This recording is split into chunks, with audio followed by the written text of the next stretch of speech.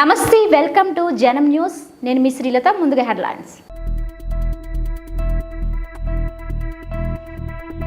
Ghatkesar municipality పరిధిలో రాష్ట్ర BJP OBC Morcha ఆధ్వర్యంలో నిరసన కార్యక్రమం.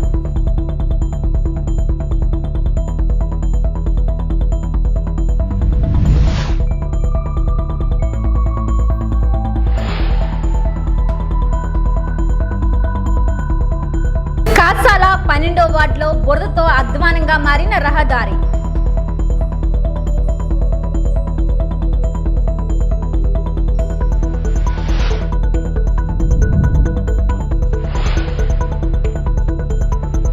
ఘనంగా నిర్వహించిన ఆర్యవైశ్యుల సహకారంతో అన్నా క్యాంటీన్లో అన్నదాన కార్యక్రమం.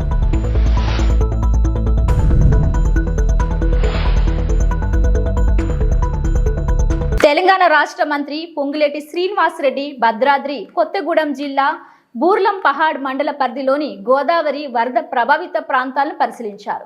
గోదావరి నదీ పరివాహక ప్రాంత ప్రజలు అప్రమత్తంగా ఉండాలని, అధికారులు అందుబాటులో ఉండాలని తెలిపారు. ఈ పర్యటనలో భద్రాద్రి కొత్తగూడెం జిల్లా కలెక్టర్ జితేష్ వి పాటిల్, జిల్లా ఎస్పీ రోహిత్ రాజ్, వివిధ శాఖల జిల్లా అధికారులు, బూర్లం పహాడ్ మండల తహసీల్దార్ మహమ్మద్ ముజాహిద్, మండల ప్రజా పరిషత్ అధికారి జమాలారెడ్డి, వీరితో పాటు కాంగ్రెస్ నాయకులు, కార్యకర్తలు, అభిమానులు తదితరులు పాల్గొన్నారు.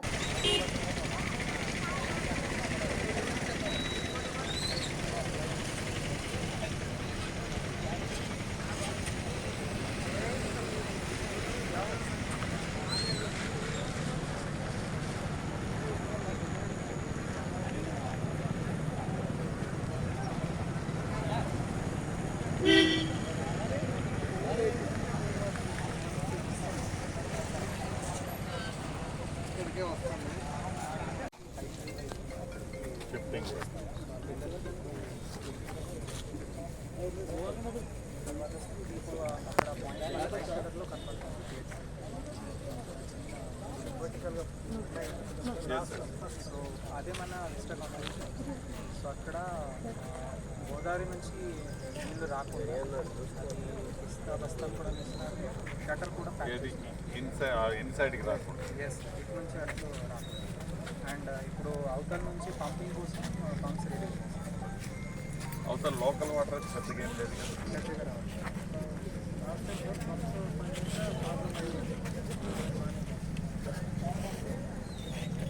మన 7 పంప్స్ ఇప్పుడు టోటల్ 9 పంప్స్ రెడీ. సెకండ్ అయిపోయింది. సెకండ్ ఎంత? నమస్తే తమ్ముడు. సికింద్రాబాద్ మోండా మార్కెట్ టకారా బస్తీలో శాసనసభ్యులు మాజీ డిప్యూటీ స్పీకర్ తీగుళ్ల పద్మారావు గౌడ్ కుటుంబం ఆధ్వర్యంలో ఆదివారం బోనాల వేడుకలు అంగరంగ వైభవంగా జరిగాయి. పద్మారావు కుటుంబానికి చెందిన స్థానిక ముత్యాలమ్మ దేవాలయంలో సాంప్రదాయబద్ధంగా పూజలు నిర్వహించి ఆయన కుటుంబ సభ్యులు బోనాల వేడుకలు నిర్వహించారు. సికింద్రాబాద్ అసెంబ్లీ నియోజకవర్గంతో పాటు నగర వ్యాప్తంగా పెద్ద సంఖ్యలో నాయకులు, కార్యకర్తలు, అభిమానులు ఈ కార్యక్రమంలో పాల్గొన్నారు. మాజీ మంత్రులు మహమూద్ అలీ, శ్రీనివాస్ గౌడ్, బీఆర్ఎస్ జిల్లా అధ్యక్షుడు ఎమ్మెల్యే మాగంటి గోపీనాథ్, ఎమ్మెల్యే ముఠా గోపాల్, ఎమ్మెల్సీ వాణిదేవులతో పాటు వివిధ డివిజన్ల కార్పొరేటర్లు పాల్గొన్నారు. సాయంత్రం పలహారం బండి ఊరేగింపు ఆకర్షణగా నిలిచింది.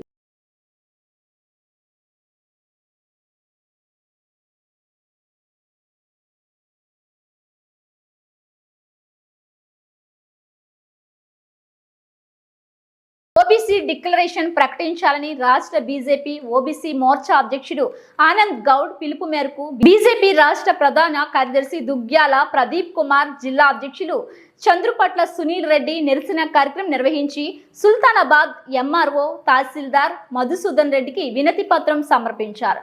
ఈ కార్యక్రమంలో నాయకులు మాట్లాడుతూ ముఖ్యమంత్రి రేవంత్ రెడ్డి కామారెడ్డి ఎన్నికల సభలో బీసీ డిక్లరేషన్ రాష్ట్రంలో బీసీలకు అధికారంలోకి వచ్చిన 6 నెలల్లోపే కులగణన చేస్తానని, స్థానిక సంస్థల్లో బీసీ రిజర్వేషన్లకు 23% నుండి 42% పెంచుతామని, 100 రోజుల్లోనే 2వ దశ గొర్రెల పంపిణీకి సంబంధించి అకౌంట్లో లబ్ధిదారులకు 2 లక్షల రూపాయలు ఇస్తానని హామీ ఇచ్చారని, మోసం చేశారని విమర్శించారు. ఈ కార్యక్రమంలో జిల్లా అధ్యక్షులు కూకట్ల నాగరాజు, ఓబీసీ నాయకులు చిట్టవేణి సదయ్య, ఏనుగంతుల సతీష్, ఎలవేని తిరుపతి, కొల్లూరు సంతోష్, మొండా శంకరయ్య, బొజ్జ సతీష్, పోచంపల్లి ఈశ్వర్, నోముల సాయి కార్యకర్తలు పాల్గొన్నారు.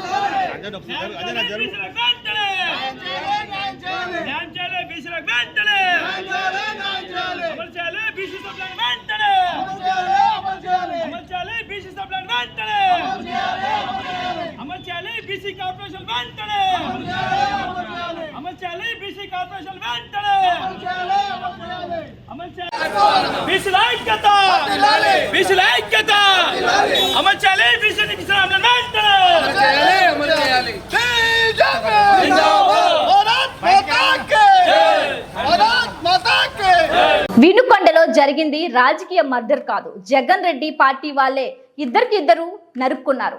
నేను ఎంక్వైరీ చేశా అంటున్న షర్మిల, జగన్ రెడ్డి నాటకం ఆడుతున్నాడని అంటున్న షర్మిల. అసలు ఈ వెనుకొండలో జరిగిన హత్య కూడా పొలిటికల్ మర్డర్ ఇది కానే కాదు, ఇది వ్యక్తిగత మర్డర్ అని కూడా అంటున్నారు కదా. మేము ఏదో సాక్షి మీడియానో లేకపోతే టీడీపీ మీడియానో పట్టుకొని మాట్లాడడం లేదు. మా ఎంక్వైరీలు మేము చేసుకొని న్యూట్రల్ మీడియాతో లోకల్గా మేము మాట్లాడిన తర్వాత మేము వచ్చిన కన్క్లూషన్ ఏమిటి అంటే ఇది వ్యక్తిగత మర్డర్. మొన్నటి వరకు కూడా హత్య చేసిన వాళ్ళు, హత్య గురైన వాళ్ళు ఇద్దరు వైసీపీతోనే ఉన్నారు. మరి అలాంటప్పుడు ఇది పొలిటికల్ మర్డర్ ఎలా అవుతుంది? ఈ పొలిటికల్ మర్డర్ అని మీరు చెప్పి మీరు ఢిల్లీకి వెళ్ళి ధర్నా చేస్తున్నారా? దేనికి? మీ ఉనికి కాపాడుకోవడం కోసం. ప్రకాశం బ్యారేజీకి వరద ఉధృతి. విజయవాడలో ప్రకాశం బ్యారేజీకి వరద ఉధృతి కొనసాగుతుంది. బ్యారేజీకి 11,459 క్యూసెక్కుల వరద వచ్చి చేరుతోంది.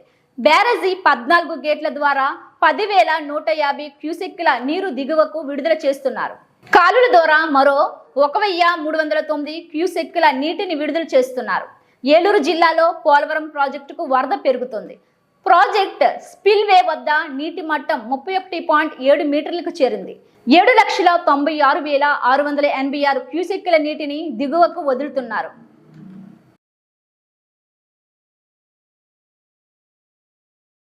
పల్నాడు జిల్లా మాచర్ల నియోజకవర్గం మాచర్ల పట్టణంలో ఎమ్మెల్యే జోలకంటి బ్రహ్మానందరెడ్డి పునఃప్రారంభించబడిన అన్న క్యాంటీన్కు బార్లు తీరిన జనం. ఆర్య వైశ్యుల సహకారంతో అన్నదాన కార్యక్రమం ఏర్పాటు చేయడం జరిగింది.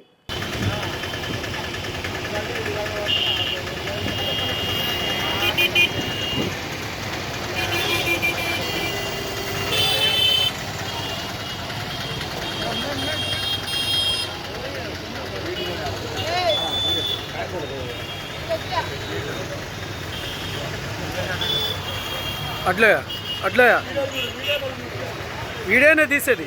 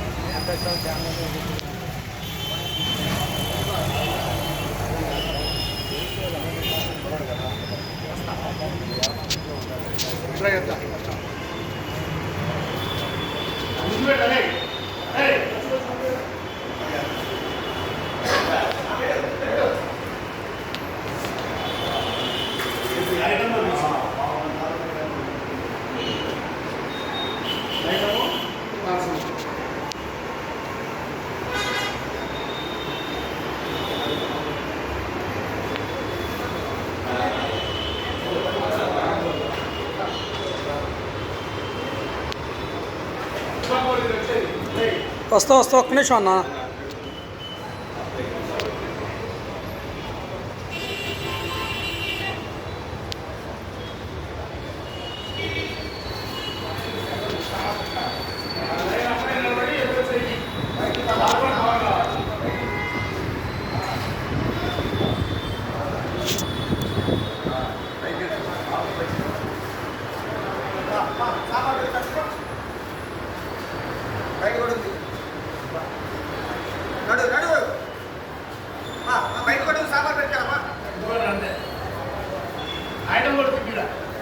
తీసేనన్నా తీసే.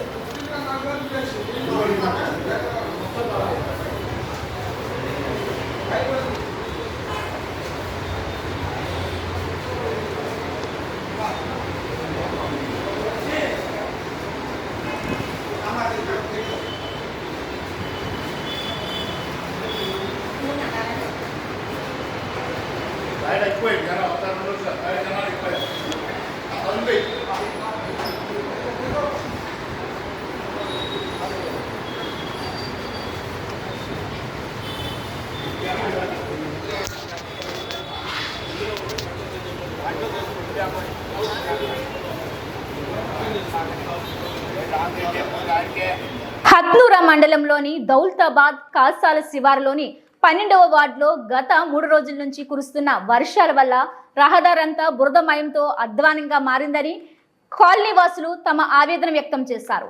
అక్కడే నివసిస్తున్న ప్రజలు రహదారిపై నడుచుకుంటూ వెళ్లలేని దుస్థితి నెలకొందని, ఇప్పటికైనా ఉన్నతాధికారులు స్పందించి 12వ వార్డులో సీసీ రోడ్డు నిర్మించే విధంగా చర్యలు తీసుకోవాలని కాలనీ వాసులు కోరారు.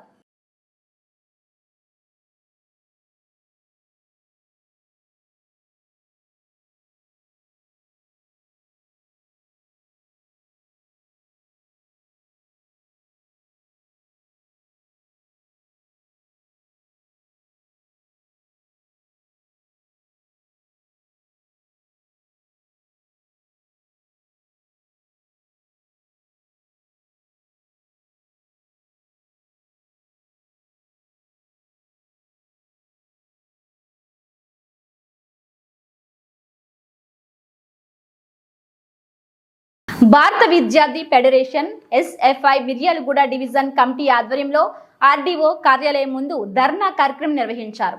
ఎస్ఎఫ్ఐ జిల్లా కార్యదర్శి ఖమ్మంపాటి శంకర్ మాట్లాడుతూ, తెలంగాణ రాష్ట్ర వ్యాప్తంగా ఎస్సీ, ఎస్టీ, బీసీ సంక్షేమ హాస్టల్లో ఉండి చదువుకుంటున్న నిరుపేద విద్యార్థులకు పాఠశాలలు ప్రారంభమై నెల రోజులు గడుస్తున్నా ఇప్పటి వరకు నోట్ పుస్తకాలు, బట్టలు, దుప్పట్లు ఇవ్వకపోవడంతో పేద విద్యార్థులు ఇబ్బందులు పడుతున్నారు. పాఠశాలలో రాష్ట్రంలో కరువు విలయతాండవం చేస్తుంటే వ్యవసాయానికి పెట్టుబడి లేక నిరుపేద కుటుంబాలు ఇబ్బందులు పడుతూ తమ పిల్లలకు ప్రభుత్వ పాఠశాలలో, ప్రభుత్వ హాస్టల్లో ఎలాంటి ఇబ్బందులు ఉండవని పిల్లలను తీసుకుని వచ్చి హాస్టల్లో వేస్తే విద్యార్థులు ఇబ్బందులు పడుతున్నారని తక్షణమే నల్లగొండ జిల్లా కలెక్టర్ రాష్ట్ర ప్రభుత్వంతో చర్చించి అన్ని సంక్షేమ హాస్టల్ విద్యార్థులకు నోటు పుస్తకాలు, బట్టలు, దుప్పట్లు పంపిణీ చేసే విధంగా కృషి చేయాలని పేద విద్యార్థుల తరపున డిమాండ్ చేశారు. ఈ కార్యక్రమంలో డివిజన్ అధ్యక్ష కార్యదర్శులు మూడవత్ జగన్, కుర్రా సైదా నాయక్, పట్టణ కార్యదర్శి న్యూమాన్, దామరచర్ల వేములపల్లి మండల కార్యదర్శులు ధీరావత్ వీరన్న, పుట్ట సంపత్, ప్రసన్న, నాగపుష్ప, మణి, వంశీ తదితరులు పాల్గొన్నారు. కూడా మాకు సరిగా చెప్పట్లేరు. బుక్స్ అన్నా పెట్టారన్నా ఏమన్నా ఇచ్చినా కూడా సరిగా చెప్పట్లేరు. మేము ఎంతసారి చెప్పినా అస్సలు చెప్పట్లేదు. ఇది మాత్రం కన్ఫామ్ చేయాలని మేము కోరుతున్నాము. ఆధ్వర్యంలో స్థానిక ఆర్డీఓ కార్యాలయాన్ని ముట్టడించడం జరిగినది. ఈ యొక్క ముఖ్య ఉద్దేశం, పాఠశాలలు ప్రారంభమై సుమారు 2 నెలలు కావస్తున్నా కానీ హాస్టళ్లలో ఉండే విద్యార్థులకు ఇప్పటి వరకు నోటు పుస్తకాలు, దుప్పట్లు, బట్టలు కానీ అదేవిధంగా పెట్టెలు కానీ ఇవ్వాలంటే పరిస్థితి ఉన్నది. ఇవాళ జిల్లా వ్యాప్తంగా అన్ని హాస్టల్ విద్యార్థులకు నోటు పుస్తకాలు ఇవ్వాలని చెప్పేసి అన్ని ఆర్డీఓ ఆఫీసుల ముందు ధర్నా చేసినా కానీ జిల్లా కలెక్టర్ స్పందించట్లేదని చెప్పేసి ఇవాళ మిర్యాలగూడ ఆర్డీఓ ఆఫీస్ ముట్టడి చేయడం అనేది.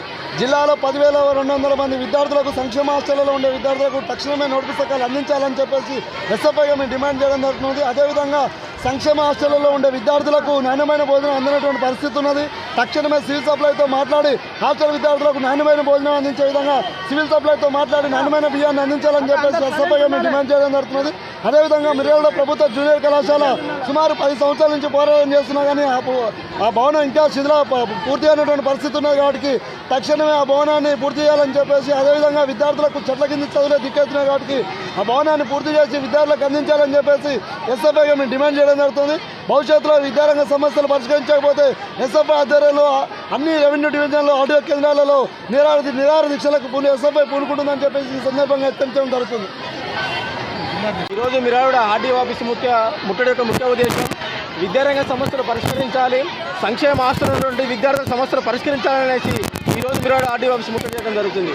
ఈ సమస్యలు పరిష్కరించకపోతే గత ప్రభుత్వానికి ఎట్లయితే గద్దె దించినామో ఈ కాంగ్రెస్ ప్రభుత్వాన్ని కూడా గద్దె దించామనేసి ఎస్ఎఫ్ఐగా హెచ్చరిస్తున్నాం.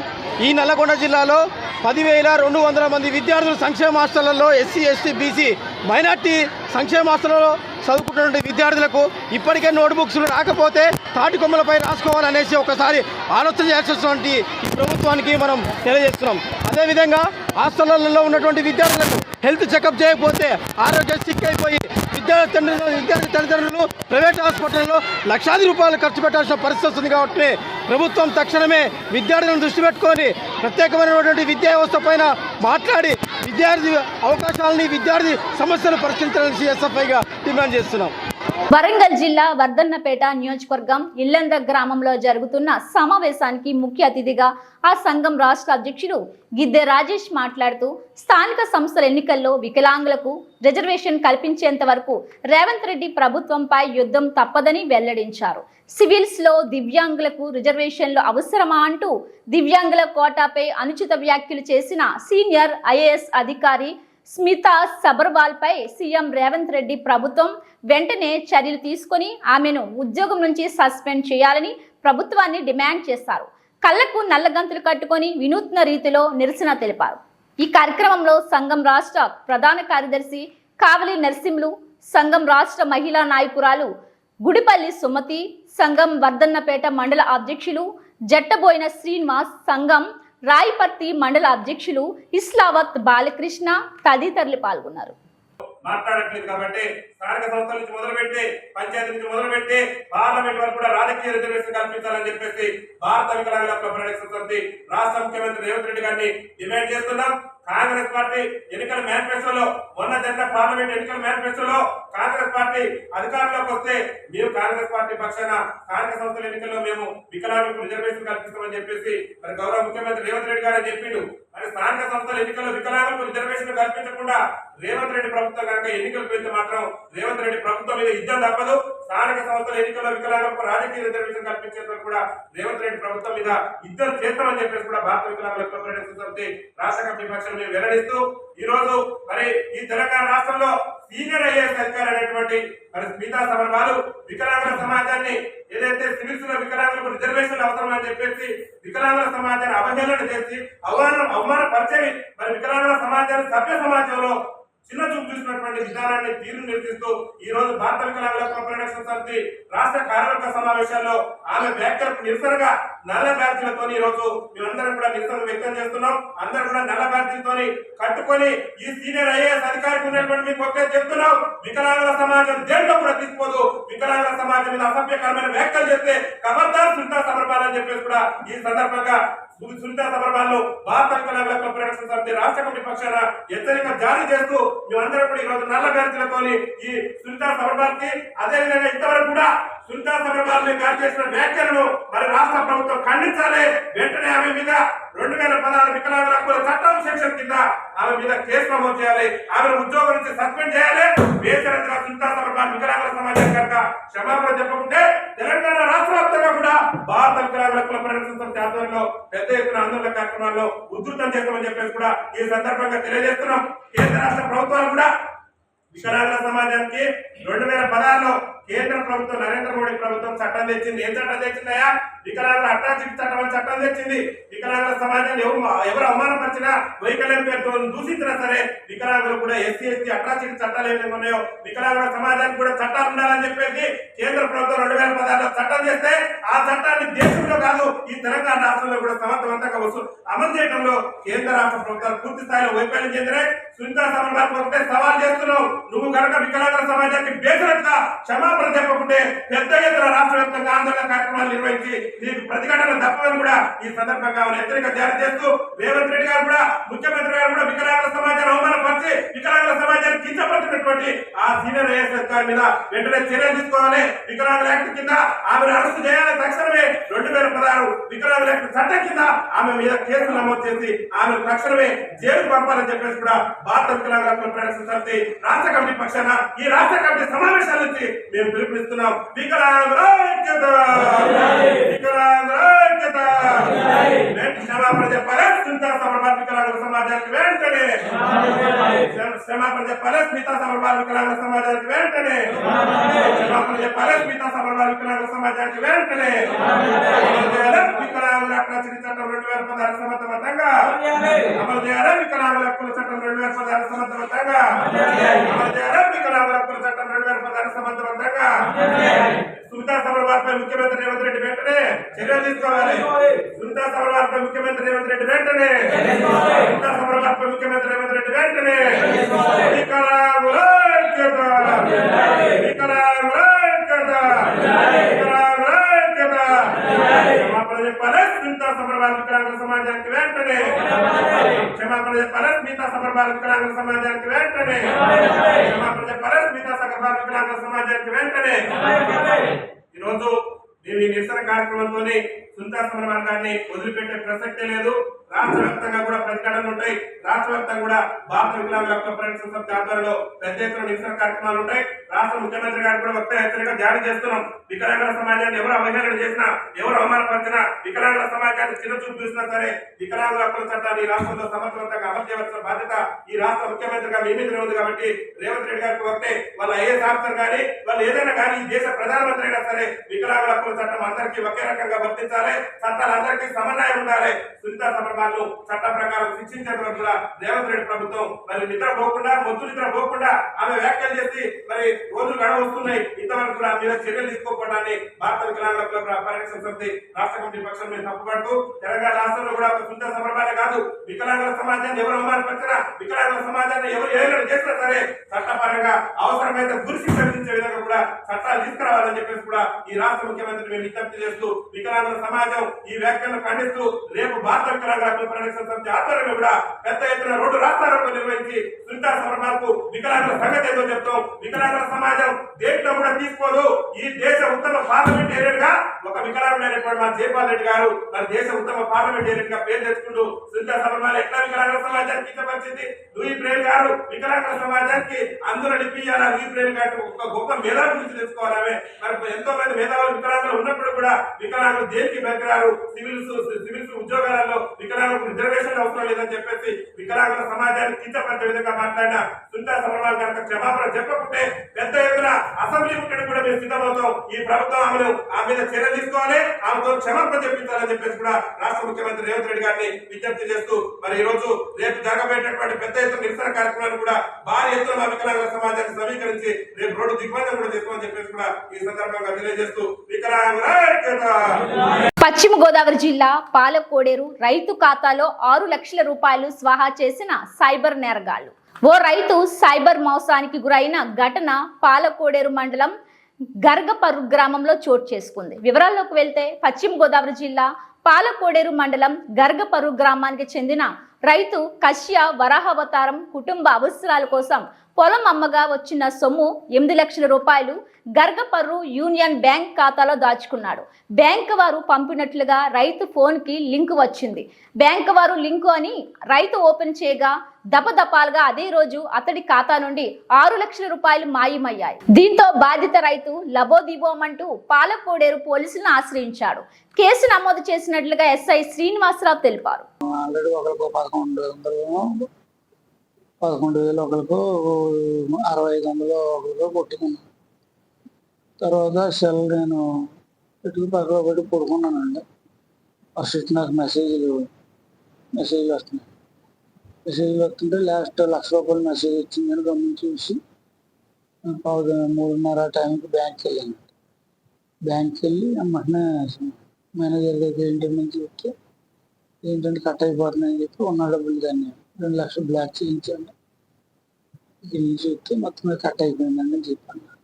అంటే మీకు బ్యాంక్ నుంచి వచ్చినట్టే చూపిస్తుందండి మెసేజ్. బ్యాంక్ నుంచి బ్యాంక్ నుంచి చూపించే దాన్ని సెల్ పట్టుకెళ్ళి చూపించడానికి చూస్తే చూశారండి.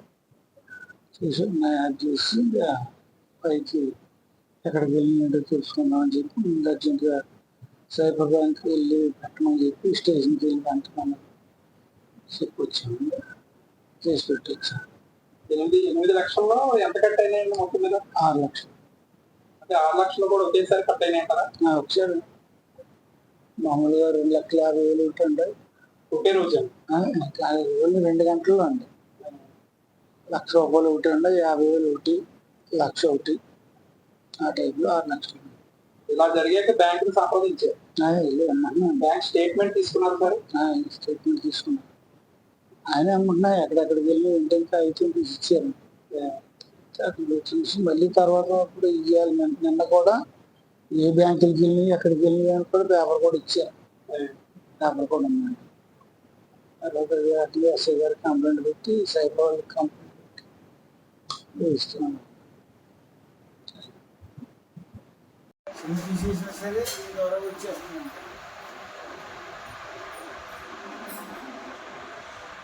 బ్యాంక్ నుంచి అదే సేమ్ వస్తుంది.